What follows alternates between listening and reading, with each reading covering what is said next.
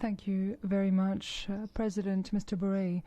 Well, I'm very pleased to hear your opening remarks with regard to these accords, but it's a shame that 80% of your speech was about the settlements and the Israeli-Palestinian conflict, and I'm sure it will be the same for most of my left-wing colleagues. I very much hope that this will not be the case. Let's all take joy in this historic moment, a historic agreement between rival nations which didn't even recognise their right to exist until recently. Bahrain, Sudan, the United Arab Emirates, Israel. Let's get the European Union at the head of this. That's why my group put this item on the agenda, because there's a lack. There is a gap where some European bodies and groups ought to be stepping up to say how pleased they are when there are thousands of workers and business workers flying among Israel and the United Arab Emirates to improve their mutual economic situations, creating jobs, creating security in their respective countries. Why can't we get on board with this? Why can't we have a positive take on this?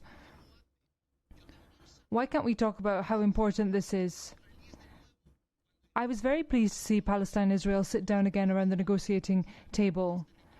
I was very pleased to see that talks were being opened up. It's not just about the economy, it's about a more positive political future. And we as Europeans ought to be recognising that and sharing in that joy.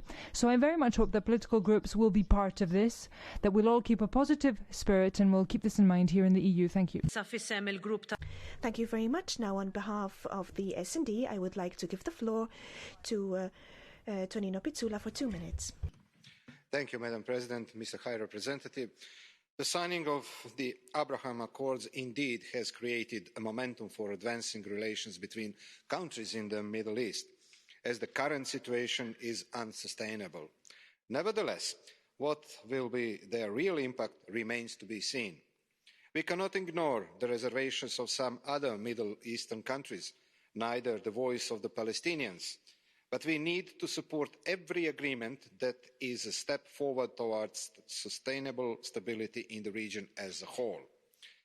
We also take note that the Abraham Accords have been accompanied by Prime Minister Benjamin Netanyahu's commitment to suspend the planned unilateral annexation by Israel of occupied Palestinian territories in the West Bank against international law. However, we call again for these plans to be cancelled once and for all. Key objectives remain to put an end to occupation of Palestine and to achieve lasting peace between Israel and its Arab neighbours.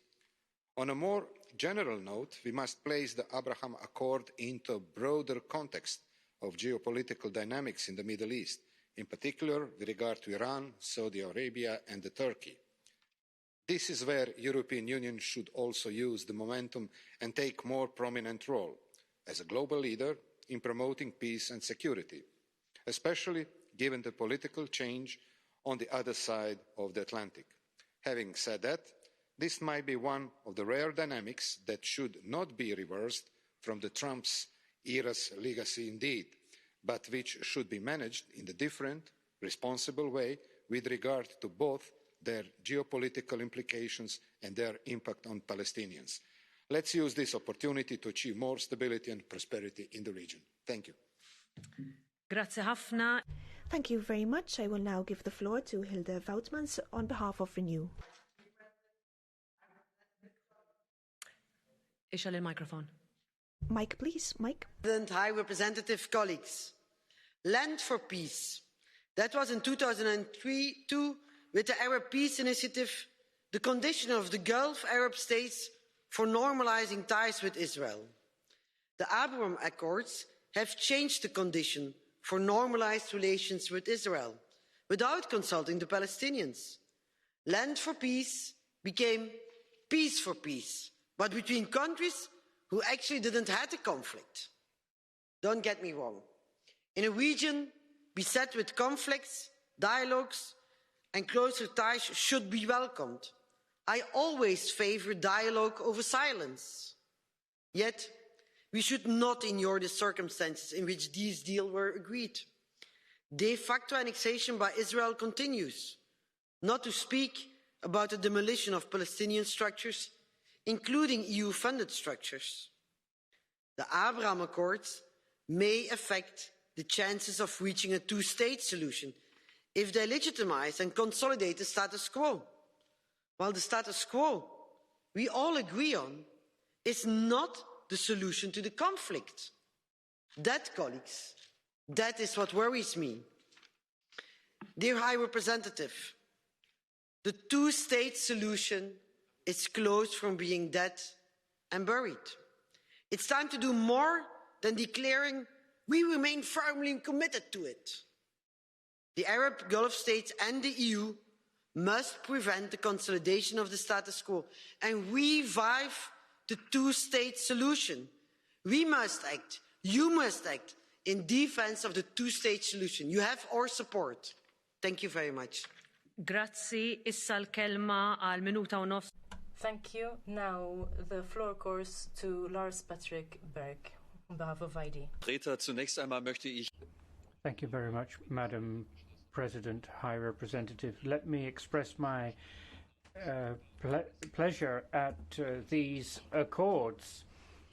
This reduction of tension is to be welcomed, and Palestine is often at the center of disputes between Arab countries and Israel. It is clear that if the political will is there, there can be constructive discussions. I also believe that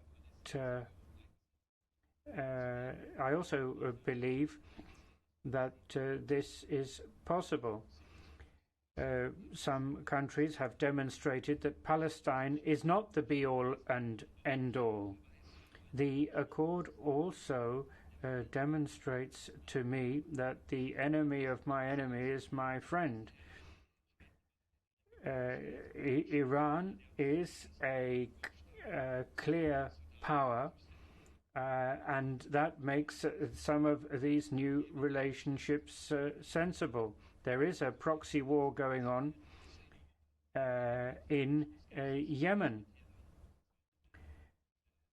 and there is some skepticism about the nuclear deal with Iran. For the UAE and Bahrain, and indirectly Saudi Arabia, the Abraham Accords bring greater security. And with the signature of these accords, all parties will have easier access to US weapons, which will help them. Thank you. I now give the floor to Hannah Neumann for 1.5 minutes. Mr. Borrell, dear colleagues, the United Arab Emirates and Bahrain have opened diplomatic relations with Israel. Benjamin Netanyahu has yesterday, though not officially confirmed, visited Saudi Arabia. And in a region that is suffering from conflict and confrontation since decades, such dialogue between former antagonists is a good sign. And yes, this region really needs such good signs. Therefore, one could actually wholeheartedly welcome the Abraham Accords if, and that's the thing, they would live up to their stated goal to build peace. But, and that is also true, Mr. White, recent developments are worrisome. UAE has advanced a major arms deal with the USA as part of the bargain, as if we needed more weapons in the Middle East. Israel has stepped up its settlement policy against Palestinians. And the human rights violations in Bahrain continue and rather unnoticed. So, dear colleagues, a deal that only serves to build alliances against other neighbours or to arm the region even further is neither going to build peace, nor should it be supported by the European Union. But on the other hand, every step that UAE, Israel, Bahrain, and hopefully many, many others will take towards de-escalation and peace should have our full support. So very much in line with what you said, Mr. Borrell, I think it's time for a reality check. Let's take the signatories by their word, use the new regional dynamic and the change in the US administration to initiate a new EU-led initiative to work towards an inclusive Israeli and Palestinian peace deal. Thank you very much. Grazzi, issa għal minuta u. Thank you. For 1.5 minutes. We have Wolfjan Wasilkowski on behalf.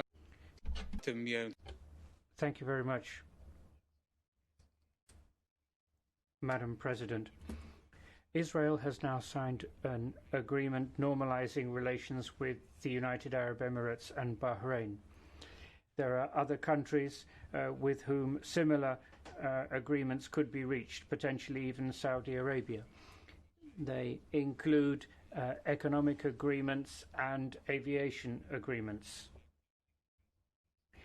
The Israeli-Palestinian conflict is no longer the source of all instability in the Middle East. Some Arabs are no longer hostages to the Palestinian cause.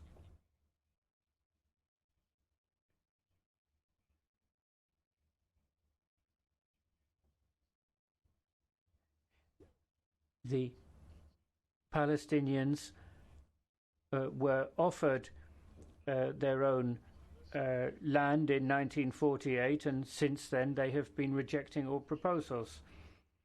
We have heard from Mr. Borrell words of encouragement, but what is the European Union doing? We're in the quartet. What is the Commission doing? What are we proposing in the Middle East? What are we doing to encourage states to enter into negotiations with Israel? Are we talking to the new US administration? Thank you. Thank you. Now on behalf of GUE, we have our colleague Manu Pineda for 1.5 minutes. Thank you, President. Mr. Bray, I'll be honest. We don't understand this joy about the accords between Israel and the United Arab Emirates, a feudal monarchy. This is not something that we are celebrating. The only thing that makes the signatories stand out is their elitist policies and disregard for human rights, all of which is being made tangible in an arms race. They're responsible for destroying the Palestinian people. Strange peace agreements, really, being sold as a step forward in the Israeli-Palestinian conflict, when Israel is still trying to annex a significant part of the West Bank. Palestinian society was not consulted on these agreements. They've had agreements imposed on them which does away with any hope they may have had for their own state, so it's buried the hope of a two-state solution. Today, Israel has beaten its historical record for new settlements in new places like Bethlehem or Jerusalem. And then there's the extortion of Sudan. Sudan will have to pay over 300 million euros to the United States and sign this shameful agreement with Israel to be struck off the list of terrorist countries. This is a diplomatic offensive, and the European Union's position needs to be defended, and strongly defended. We need to urge other countries to do the same. We need to increase our funding to the United Nations High Commissioner for Palestine, and we need to promote peace, real peace. Thank you. Thank you. I would like to remind all colleagues to keep to the allocated time, speaking time. Now, on Castaldo. Thank you. Gli accordi di Abramo sono stati definiti da molti osservatori come un'intesa storica, una svolta verso la pace, la sicurezza e la prosperità per l'intero Medio Oriente. Sì, questi accordi hanno enormi potenzialità per aprire la strada del dialogo nella regione, ma presentano un gravissimo limite: non danno alcun contributo per risolvere l'elemento che da più decenni lo destabilizza, il conflitto israelo-palestinese. Questi accordi non costituiscono certamente un trattato di pace che si stipula sempre tra parti in guerra. In realtà assomigliano molto più a un'alleanza in funzione anti-iraniana, non un'alleanza quindi pro qualcosa ma contro qualcuno. Per decenni molti paesi paesi hanno usato le tensioni tra Israele e il mondo arabo per far avanzare la propria personale agenda geopolitica. Dal 67 a oggi il mondo dovrebbe aver imparato che la situazione in Medio Oriente non potrà migliorare finché i palestinesi non vedranno i loro diritti riconosciuti. Caro Alto rappresentante, il peggior nemico della pace in Medio Oriente è arrendersi allo status quo, all'educazione, all'odio. Non permettiamo come Europa che le prossime generazioni palestinesi e israeliane siano vittime e non beneficiari di questi accordi. Grazie. Grazie lilek. Issa l-kelma. Thank you. Now for a minute and a half, our colleague Nestor. Mulțumesc, doamnă președinte. Thank you very much, Madam President, High Representative, colleagues. The Abraham Accords could help to stabilize the Middle East by promoting cooperation and peace in the region. The United States played a key role in the process, and I congratulate their efforts to find a negotiated solution. The potential for cooperation in the region exists. The accord, though, could also have destabilizing effects. There are differences of approach between countries which have been at war with Israel and those that have not directly participated in past conflicts.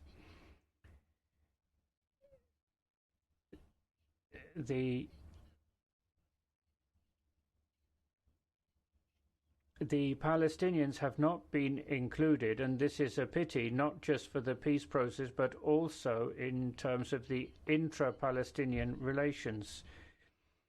The accords should be open to all parties concerned.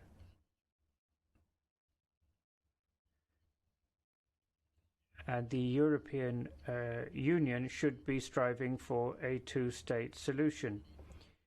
The European Union should not simply react. It should take an assertive stance in geopolitical issues.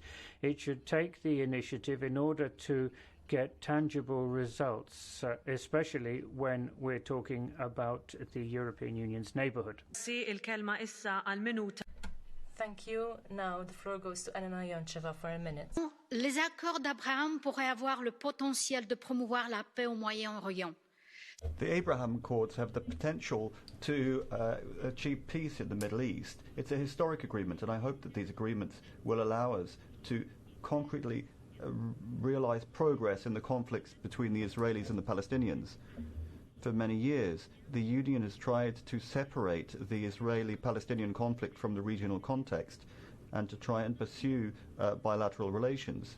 These agreements give us the opportunity to rethink our policies, and Europe's efforts to normalize the relationships with Israel are going, well, people think that this might undermine the idea of two states, but in fact this should help to give us an atmosphere of normalization. I think that it should encourage dialogue between all parties. Rather than standing on the sidelines and observing, Europe needs to be at the forefront of the effort to promote this regional dynamism. Thank you very much. Thank you very much. Now Frederick Ries for 1 minute on behalf of Renew. President, 3 peace accords have been signed between Israel and the Arab world. This is absolutely unprecedented. The United Arab Emirates, Bahrain, Sudan, making use of these accords for peace and stability in the region. This hope, this bet on the future must carry on with a positive domino effect. We can already see the positive effects in Kuwait, for instance, and in Saudi Arabia, where there was an unconfirmed visit of Benjamin Netanyahu last weekend. So things are already changing on the ground with direct maritime transport in the area, new plans for a pipeline in the area to move Arab oil towards Europe, new protocols for the environment, the desalinization of water, and approximately 30 weekly flights between Europe and the Arab world. This is changing the game. There's been a paradigm shift, doing away with one-upping each other, with the games, with the tricks, to build peace with Palestine, along with the rest of the region. This is a new breath of hope for relations among countries, and I will start wrapping up soon, Madam President. It's good news for Palestine. It's come back to the negotiating table. And it's good news for the rest of the states as well, and for Israel, that will have to stick to its promises about West Bank. Thank you. Thank you. Now, our colleague Soleh for 1 minute. Thank you, Madam Chair. The Abraham Accords will no doubt have some consequences for the Middle East, but the key question is what effects they will have on the Israeli-Palestinian conflict, which greatly affects stability in the whole region. And I'm afraid they won't be positive. In a moment when there is no real peace deal in sight, and when the harsh reality of occupation of Palestinian territories intensifies, this move might be another incentive for Israel not to really engage in a lasting solution for the conflict. For the truth is, Israel consolidates ties with some Arab nations without making compromises on the Palestinian front. And if it were true that preventing the formal annexation of the West Bank was the counterpart of the agreement, well, let's remind that there is de facto annexation with grave consequences on the daily lives of many Palestinians, and which hinders the possibility of a settlement based on the two-state solution. And to conclude, Madam President, it's not that the EU should disregard these new developments in the region. It's rather about taking them as an opportunity to re-engage with the Israeli-Palestinian conflict in a more vocal and active way. Hopefully, we can do that with the new Biden administration. Thank you. Thank you. Now the floor goes to Mr. Rosen for 1 minute. Voorzitter, de Abraham-akkoorden maken één ding wel heel erg duidelijk. Madam President, the Abraham Accords demonstrate one thing very clearly. The European Union was entirely left out of the process. It was the United States leading the process. The European Union unilaterally criticizes Israel. Some member states want to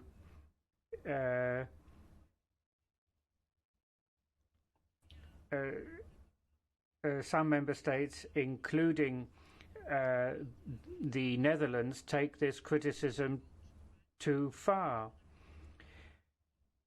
We should look at the overall situation in which Israel finds itself and leave it to the and say clearly to the Palestinian Authority that now it is their turn to recognize Israel's right to exist and join the negotiating table. Then the accords could be good news for all communities and the entire region. Mr. Borrell, could the European Union perhaps play a more serious role? Thank you. Now the floor goes to Kinga Gál for 1.5 minutes. See you in your new position. The Abraham Accords were signed on the 15th of September, and this is a new chapter in the history, in the relations between Israel and the Arab countries. This is now a chance for peace instead of conflict. The accords could lead to banking agreements and also a new visa-free agreement between Israel and an Arab country, which is a historic event. This agreement was regarded as a positive breakthrough by the United Nations and the EU because there were several countries normalizing the relations with Israel, and this is a new event. It's sad that the European Parliament only put this item on the agenda quite late. It is high time to look at positive cooperation in this region, be active instead of passive in the region. The EU cannot afford being a weightless geopolitical player here because the stability and peace in the Middle East can stop new waves of migration towards Europe. Thank you. Grazie. Issa Nuta Evan Insir. For 1 minute, Evan Insir. Chair, and thank you very much for your statement, High Representative. I'm a firm believer in dialogue and cooperation. The creation of the EU is a concrete example of how we build peace in a region torn in pieces because of wars and conflicts. Looking at the Middle East, we see the urgent need of more cooperation, more dialogue for the sake of the people. However, all cooperations and agreements must be assessed through the lens of building peace and bringing prosperity. At the first glance, I welcome the agreement between Israel and the UAE and Bahrain, but it is as important to look at the content, because only then we know if the ingredients for a wider peace are there.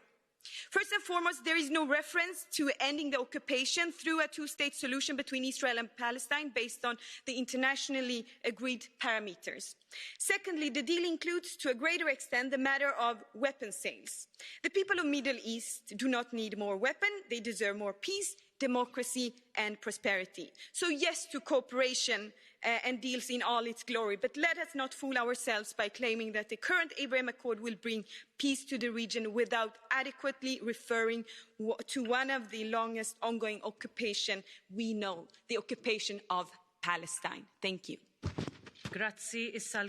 Thank you. I now give the floor to Vice President Beer for 1.5 minutes.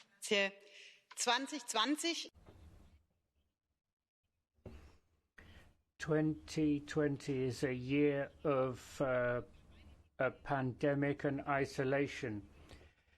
UAE and Israel are looking ahead, cooperation. The Abraham Accords constitute a breakthrough and a search for what they have in common. They are planning for working together in tourism, energy, security, and COVID vaccine.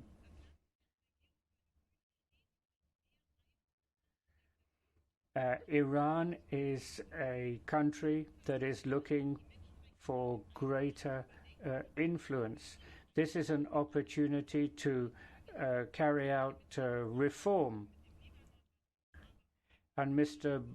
Borrell, in the case of Libya, Morocco and Saudi Arabia, I would like to see a stronger role for the European Union alongside the United States in favor of a two-state solution. In conclusion, the European Parliament takes Palestinian interests seriously and seeks a fair solution to the Israeli-Palestinian conflict. The way out of the cul-de-sac requires the Palestinians themselves to be fully committed. Let us begin in the delegations of this House to move closer to one another. Margaret. I now give the floor to Margrethe Auken for 1 minute. Thank you, Mrs. President. Recently, the EU and most of this Parliament were alarmed about the plans of de jure annexation that, I quote, could not go unchallenged. But then Netanyahu signed the Emirates deal without a mention of Palestine. Since the deal, Israel has advanced 6,200 new settlement units, accelerated demolition of Palestinian homes, as well as EU-funded schools and structures. And while the Trump administration effectively recognized Israel's de facto annexation, no protest came from the Emirates or others. But annexation must not be normalized. The EU is rule-based. We must respect international law. The EU and the EU governments are complicit in violations of human rights as long as we don't act in order to stop Israel's apartheid policy. Stop romanticizing this agreement. Enforce differentiation policy. Review all EU agreements with Israel and push for Palestinian elections as soon as possible. Thank you, Mrs. President. Grazie. Thank you. I now give the floor for 1 minute to Mr. Ruiz de Reza. Gracias, señora presidenta, y gracias. Thank you, President, and may I also thank the High Representative for joining us today. And thanks also for your statement, which the Socialist Group fully supports. Well, myself and many other colleagues in the Chamber have said the same today. There's a feeling of ambivalence in the face of these agreements. On the one hand, it's positive for these two traditional enemies to establish relations, and at the same time, This undermines the Palestinian cause and the two-state solution. There was an Arab initiative, as you will recall, which included a solution to the situation with Palestine as a mandatory part of moving forward with relations. So the European Union is going to have to go a bit further. We're going to have to make an extra effort, a European effort, a stab at peace in the Middle East, with a second peace conference in Madrid in order to reach a two-state solution as soon as possible. Thank you. Thank you very much. Mr. Butikofer, for 1 minute.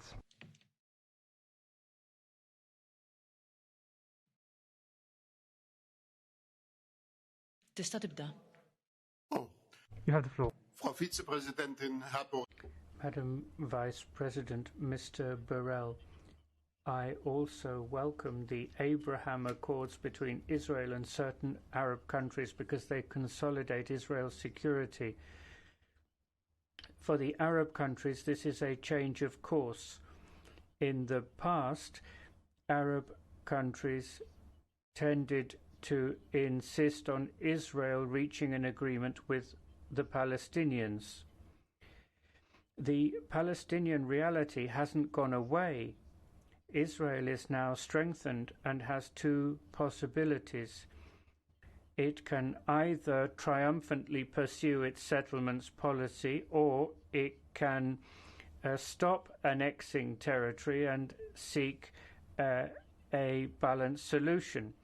The EU will continue to work for a two-state solution.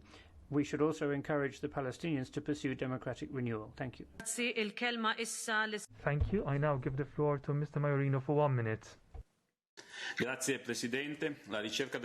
Thank you very much, President. Well, the search for peace and stability in the Middle East is a very difficult and delicate operation. We certainly shouldn't be taking anything for granted. The Abraham Accords are certainly a significant step.